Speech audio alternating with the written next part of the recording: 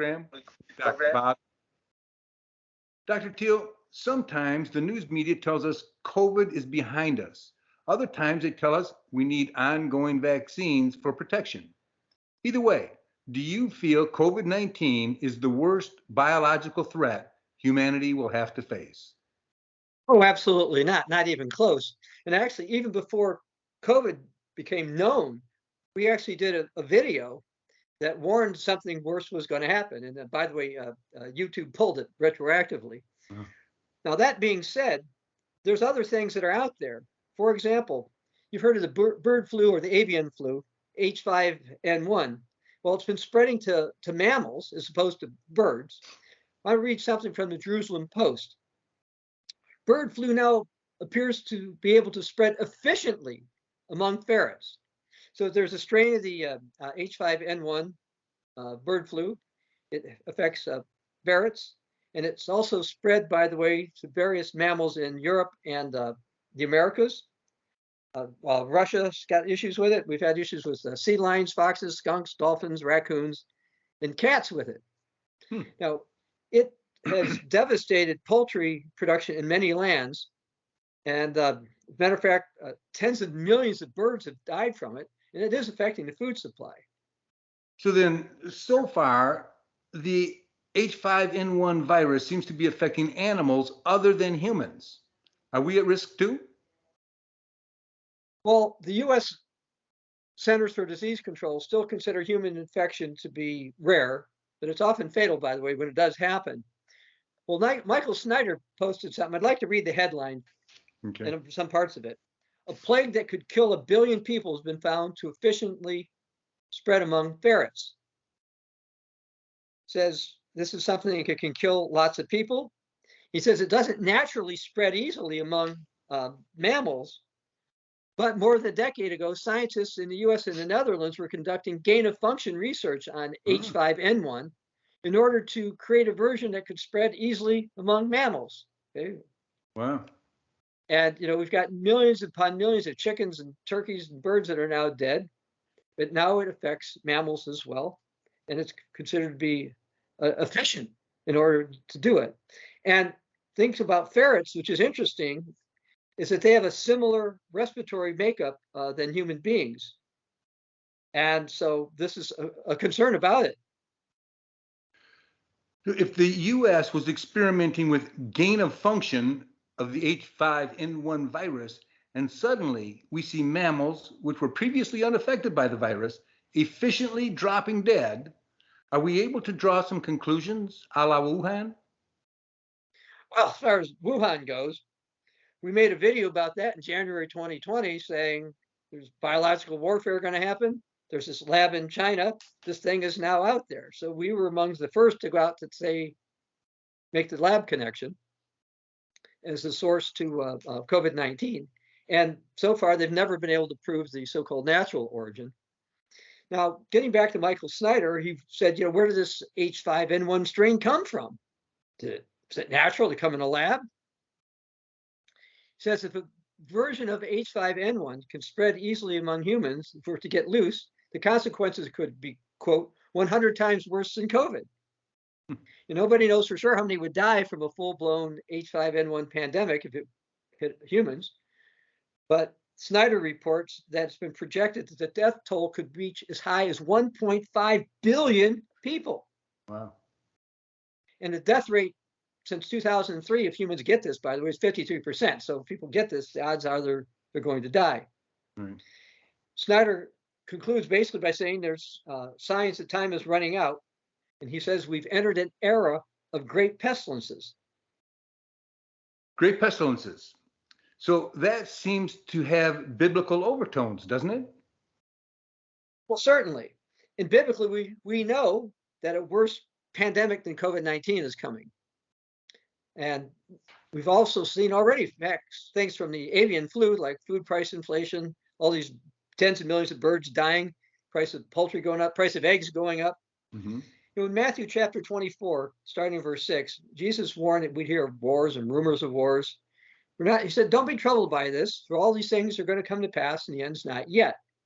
Talked about nations rising against nation. But he said there are going to be famines, pestilences and earthquakes in various places, and he called these the beginning of sorrows. And H5N1 seems to be consistent with several things Jesus said. And yes, humans may have helped engineer it or otherwise taken steps that increase its risk. But back in 1969, about 54 years ago, the old Worldwide Church of God published something by the late evangelist Raymond McNair, who I knew. Mhm. And back then, he says they were talking about a doomsday bug that could wipe out nations overnight, and that they've got something called CBW, which stands for chemical and biological warfare. And he says it's got frightening possibilities. And he says this is not new. For thousands of years, people have done such things. They've used poison arrows. They tried to throw plague-infested corpses over walls to affect cities. Hmm.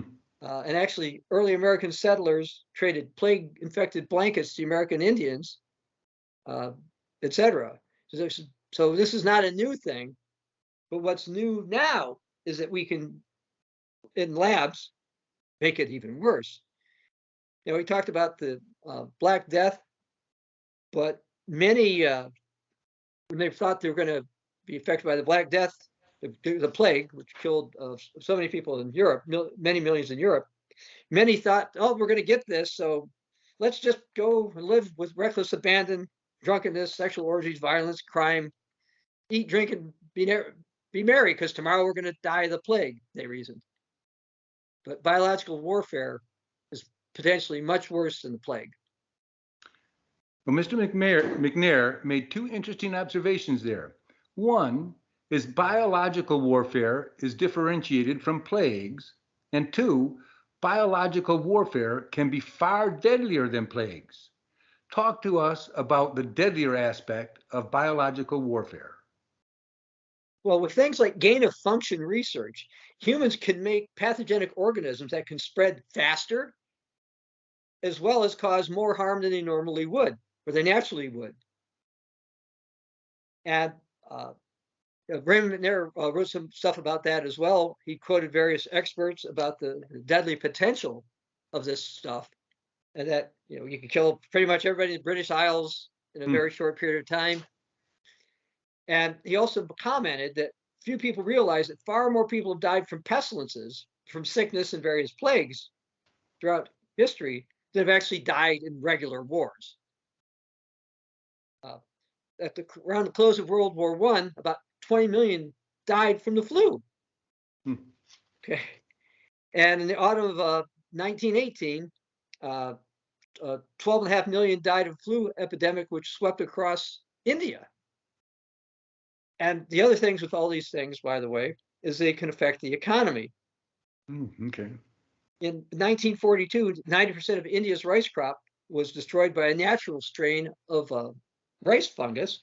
But what if somebody wanted to engineer something like that now? And we're seeing these things happen. Chemical biological warfare weapons are cheap to manufacture.